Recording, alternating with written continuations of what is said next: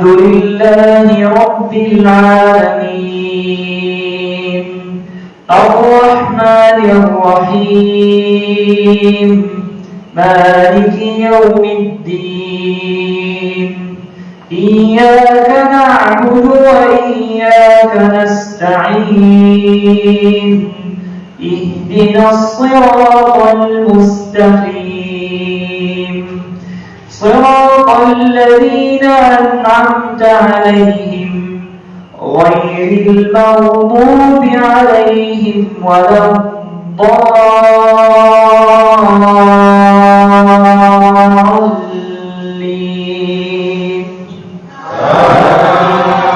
آمين.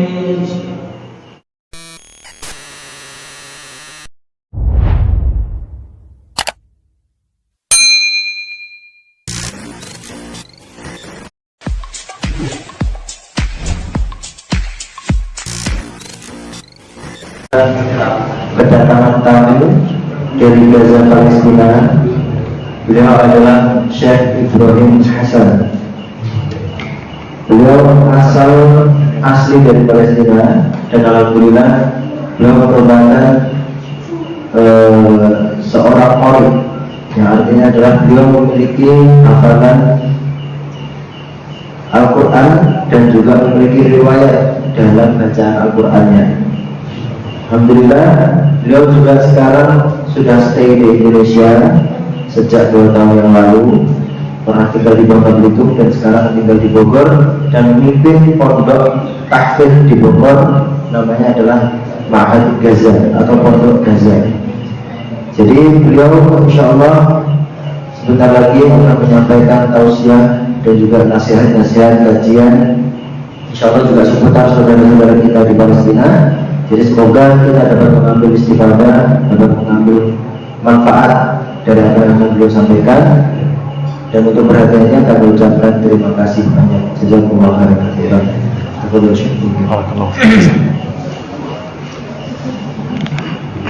Bismillahirrahmanirrahim. Assalamualaikum warahmatullahi taala wabarakatuh. Alhamdulillah ala fadlihi wa ihsanihi والشكر له سبحانه وتعالى على توفيقه وامتنانه وأشهد أن لا إله إلا الله وحده لا شريك له تعظيما لشأنه وأشهد أن محمدا عبده ورسوله الداعي إلى رضوانه صلى الله عليه وسلم. وبعد إخواني الكرام، بداية أسأل الله العظيم بمنه وكرمه الذي جمعنا في هذا المكان الطيب المبارك على طاعته وفي هذا الوقت المبارك وفي هذا الشهر المبارك أن يجمعنا في المسجد الأقصى بعد أن نحرره من اليهود المحتلين الغاصبين. وأسأل الله العظيم بمنه وكرمه أن يجمعنا بعدها في الفردوس الأعلى إخوانا على سرر متقابلين. Jadi alhamdulillah Syekh sampaikan kepada kita, insyaallah sebagaimana kita bertemu di muka bumi ini, nanti suatu saat kita akan dipertemukan pertama, kita dipertemukan di Masjidil Aqsa, berkumpul bersama setelah kita bebas dari Masjidil Aqsa, dan nanti setelah itu di akhir kita akan bertemu di Jannahnya Firdaus. إخواني الكرام، نتحدث اليوم في دقائق معدودة عن البركة في المسجد الأقصى وفلسطين. لقد بارك الله سبحانه وتعالى المسجد الأقصى في القرآن الكريم في عدة مواضع، في أكثر من 5 مواضع. لو أردنا أن نتحدث في هذه ال5 مواضع نحتاج إلى ساعات طوال، لكن نقتصر على موضعين من كتاب الله سبحانه وتعالى. أما الموضع الأول فقد قال الله سبحانه وتعالى في الآية الأولى من سورة الإسراء: سبحان الذي أسرى بعبده ليلا من المسجد الحرام إلى المسجد الأقصى الذي باركنا حوله. قال العلماء وقال المفسرون: إذا كانت البركة تمتد لما حول المسجد الأقصى، فكيف بالبركة على الأرض نفسها؟ لا نستطيع أن نقدرها. Jadi bapak-bapak dan ibu yang dirahmati oleh Allah Subhanahu wa taala, Syekh menjelaskan tentang barokah dari Masjidil Aqsa, tentang berkah yang Allah Subhanahu wa taala limpahkan daripada Masjidil Aqsa. Karena kita berbicara dalam waktu yang singkat dan terbatas, insya Allah saya juga akan membatasi. Sedangkan aslinya dalam Al-Quran sendiri, barokah dari Palestina atau dari Ardul Maqdis ini banyak sekali disampaikan oleh Allah atau difirmankan oleh Allah Subhanahu wa taala dalam Al-Qur'annya. Ya, bahkan ada 5 lebih barokah yang disampaikan dalam Al-Qur'an. Namun karena waktu yang sedikit, saya akan menyampaikan 2 saja. Yang pertama adalah terdapat dalam surat Al-Isra ayat pertama, di mana Allah Subhanahu wa taala berfirman, Maha suci Allah yang telah memberangkatkan hambanya dari Masjidil Haram menuju ke Masjidil Aqsa alladzi barakna haulah, yang diberkahi haulah atau sekitarnya itu diberkahi oleh Allah Subhanahu wa taala. Maka kita bisa bayangkan betapa tanah Maqdis ini adalah tanah yang diberkahi oleh Allah Subhanahu wa taala dibandingkan tanah lain yang ada di muka bumi. ولقد بارك الله سبحانه وتعالى المسجد الأقصى وفلسطين في الآية 71 أي الآية رقم 71 من سورة الأنبياء، فقال الله سبحانه وتعالى ونجيناه ولوطا إلى الأرض التي باركنا فيها للعالمين، أي نجينا نبي الله إبراهيم ولوط عليهما السلام إلى أين؟ إلى الأرض التي باركنا فيها للعالمين. العالمين يا كرام ما معناها في اللغة العربية؟ هو كل ما سوى الله سبحانه وتعالى. في كل صلاة نقرأ الحمد لله رب العالمين، وهذه نفس المعنى التي باركنا فيها للعالمين، أي هذه البركة ليس فقط لأهل فلسطين فحسب، بل هذه البركة لجميع المسلمين في كل بقاع الأرض.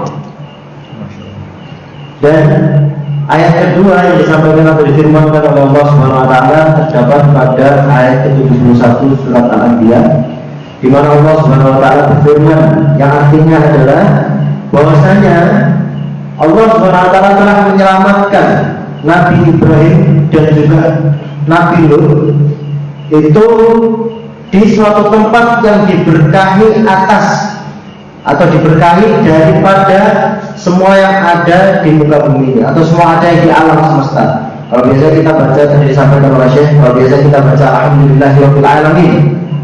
Al-alamin ini beberapa ulama memaknainya adalah semua hal yang selain Allah Subhanahu wa taala. Jadi sealam semesta.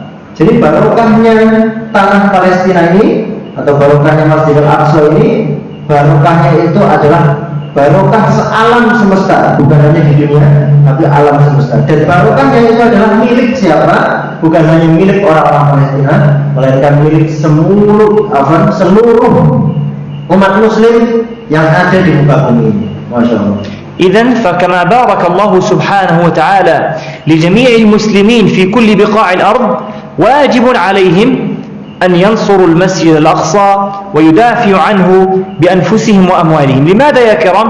لأن فلسطين والمسجد الأقصى ليس ملك للفلسطينيين فحسب، وليس ملك للعرب فحسب، بل هو ملك لجميع المسلمين في كل بقاع الأرض. Maka dari itu sebagaimana yang telah difirmankan oleh Allah Subhanahu wa taala tadi, bahwasanya Masjidil Haram atau Masjidil Aqsa ini bukan hanya milik orang-orang Palestina saja, bukan hanya milik kaum tertentu saja, melainkan ini adalah milik umat Islam secara keseluruhan. Maka dari itu, mengapa tadi Syekh mengajak kita untuk membantu Palestina, membantu Masjidil Aqsa, membebaskan Masjidil Aqsa? Karena itu adalah tempat yang diberkahi oleh Allah Subhanahu wa taala.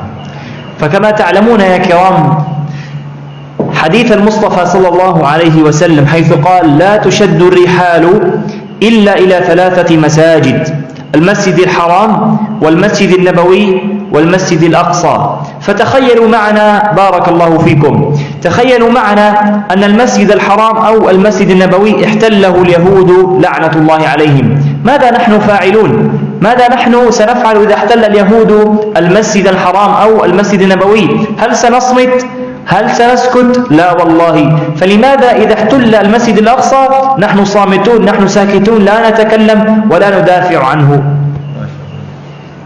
Sekarang kita mari mentadabburi hadis dari Nabi Sallallahu Alaihi Wasallam, di mana Nabi Sallallahu Alaihi Wasallam bersabda, la tusyaddu rihal, tidaklah dikencangkan sebuah pelana ketika kita mau bersafar itu, tidaklah kita kencangkan sebuah pelana itu kecuali ketika kita akan bersafar ketiga masjid. Pertama Masjidil Haram, kedua Masjid Nabawi, dan ketiga Masjidil Aqsa. Sekarang Syekh mengajak kita untuk berpikir, coba kita bayangkan kalau Masjidil Haram dan Masjid Nabawi itu direbut, digosok, direbut ya, diambil secara paksa oleh penjajah Zionis, bayangkan. Apakah kita akan diam? Tentu tidak, karena itu Masjidil Haram dan Masjidil Aqsa. Lalu mengapa ketika Masjidil Aqsa ini dijajah, direbut, itu mengapa kita diam? Tidak sebagaimana jika Masjidil Haram dan Masjid Nabawi direbut. Itu yang kita harus bertanya kepada diri kita masing-masing. فقد جاءت ميمونة خادمة رسول الله صلى الله عليه وسلم ومولاته قالت يا رسول الله، هذا حديث صحيح يا كرام، أفتنا في بيت المقدس، أفتنا في بيت المقدس. ماذا قال لها النبي صلى الله عليه وسلم؟ قال أرض المحشر والمنشر، ايتوه فصلوا فيه، فإن صلاة فيه، يعني صلاة واحدة نصليها في المسجد الأقصى تعدل 1000 صلاة فيما سواه، يعني في أي مسجد آخر نصلي هذه الصلاة كأننا صلينا 1000 صلاة في مسجد آخر. إذن ايتوه فصلوا فيه فإن صلاة فيه تعدل 1000 صلاة فيما سواه. وكأن ميمونة في ذاك الوقت تعلم أنه سيأتي زمان على المسلمين لا يستطيعون أن يصلوا في المسجد الأقصى. قالت يا رسول الله، فإن لم نستطع أن نحمل عليه، فإن لم نستطع أن نحمل عليه ماذا نفعل يا رسول الله؟ قال له النبي صلى الله عليه وسلم فاهدوا له زيتا يسرج فيه، فاهدوا له زيتا يسرج فيه، فإن من فعل ذلك فكأنما أتاه. Jadi ini Syekh mengisahkan hadis dari Maimunah radhiyallahu ta'ala anha ketika beliau radhiyallahu ta'ala anha bertanya kepada Rasulullah sallallahu alaihi wasallam tentang bagaimana ganjaran bagi orang yang mendirikan sholat untuk Masjidil Aqsa atau di atas Masjidil Aqsa. Maka Rasulullah SAW bersabda bahwasanya Masjidil Aqsa itu adalah tempat di mana ketika kita mendirikan sholat di atasnya, maka itu setara dengan kita mendirikan 1000 kali sholat di tempat manapun. Ini hadis sahih disampaikan oleh Syekh tadi. Jadi jika kita mendirikan sholat di Masjidil Aqsa sekali, itu sama dengan mendirikan sholat 1000 kali lebih baik daripada di masjid manapun yang ada di muka bumi ini. Maka dari itu Maimunah kemudian bertanya kepada Rasulullah, ya Rasulullah, sehingga aku takut jika datang suatu masa di mana orang-orang itu tidak bisa lagi mendirikan sholat di Masjidil Aqsa. Kemudian Rasulullah SAW bersabda lagi, dan maka orang-orang itu hendaklah datang dengan minyak. Semua yusri juga. نعم. إيش yusri juga? يسرج فيه يعني يضيء. Yudi aywa. Jadi datanglah. Maka kalau orang-orang ini apa namanya? Analoginya adalah ketika orang-orang itu kesulitan datang ke Masjidil Aqsa untuk mendirikan sholat, maka hendaknya mereka datang dengan sebuah minyak yusraju fihi, yaitu dinyalakan minyak tersebut untuk menerangi jalannya menuju ke Masjidil Aqsa. Jadi kalaupun nanti ada orang-orang yang kesulitan menuju Masjidil Aqsa, maka hendaknya dia berupaya sedemikian mungkin. Jadi kalau mau gelap, walaupun apapun itu, kata Rasulullah, nyalakanlah api dari minyak itu tadi untuk menerangi jalannya. Jadi berupaya untuk sholat di Masjidil Aqsa. Masya Allah. ثم يا كرام، ربما أحدكم يسألني يقول لي كيف أدافع عن المسجد الأقصى وأنا بعيد أسكن في إندونيسيا بعيد عن فلسطين؟ أقول له بعدة أمور ندافع عن المسجد الأقصى. أولا بالدعاء، نخصص دعوة صادقة إلى الله سبحانه وتعالى ندعوه ونلجأ إليه أن يحرر هذا المسجد. لماذا يا كرام؟ لأنه قبلة المسلمين الأولى، وكما قلت لكم سابقا أنه ملك لجميع المسلمين، فواجب علينا جميعا أن ننصره، إن لم نستطع بالحد الأدنى بالدعاء ندعو الله سبحانه وتعالى. هذا الأمر الأول. الأمر الثاني يا كرام ألا وهو أن نغرس ونزرع في قلوب أبنائنا منذ صغرهم حب المسجد الأقصى المبارك. نعلم أبناءنا أن هناك مسجد واجب علينا أن نعلم أنه هو قبلتنا الأولى، وأنه سيأتي زمان أننا سنحرره من أيدي الصهاينة بإذنه سبحانه وتعالى. إذا النقطة الأولى الدعاء، ثم نغرس في قلوب أبنائنا حب هذا المسجد المبارك.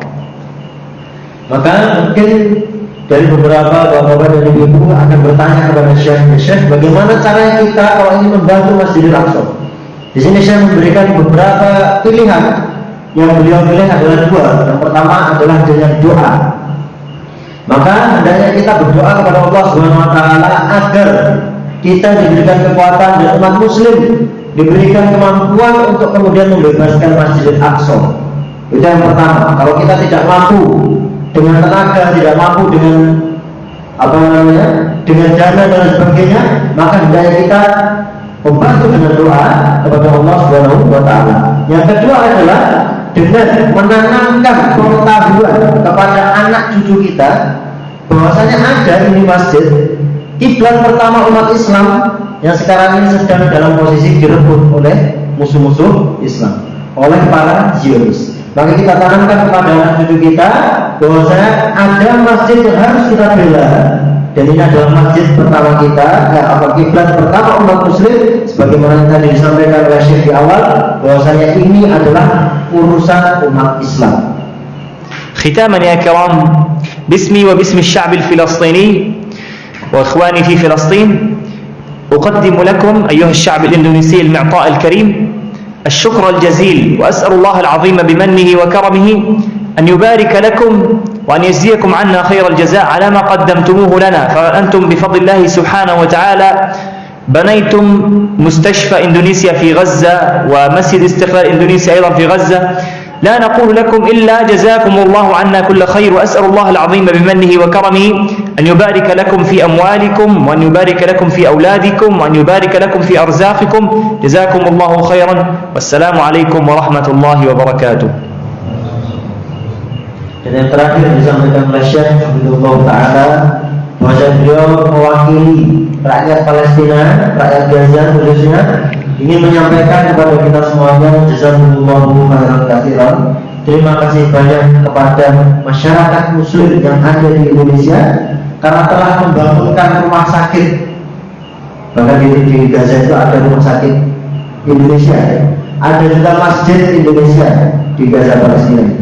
Jadi beliau mewakili masyarakat, mewakili rakyat Palestina, ingin menyampaikan terima kasih banyak. Semoga Allah Subhanahu wa taala memberkahi harta kita semuanya, memberkahi keimanan kita, memberkahi anak cucu kita, dan insya Allah kita nanti bersama-sama dapat merebut kembali Masjidil Aqsa. Amin amin ya rabbal alamin.